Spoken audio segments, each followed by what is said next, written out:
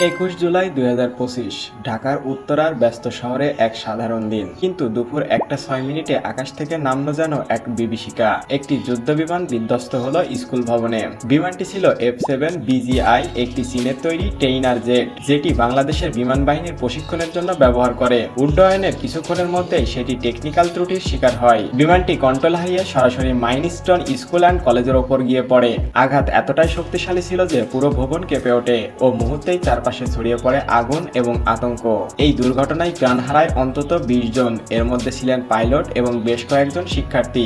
আহত হয়েছেন অন্তত 171 জন। দ্রুততার সঙ্গে ঘটনাস্থলে পৌঁছে ফায়ার সার্ভিস উদ্ধার কাজ শুরু করে। উত্তরার আকাশে আজ শুধুই ধোঁয়া নয়, প্রশ্ন জেগে উঠেছে নিরাপত্তা, প্রস্তুতি, দায়বদ্ধতা নিয়ে। এই ট্র্যাজেডি মনে করিয়ে দেয় একটি ভুল মুহূর্ত বদলে দিতে পারে শত জীবন। এমনই সব আকর্ষণীয় ভিডিও পেতে সাবস্ক্রাইব করুন অনলাইন বিশ্ব।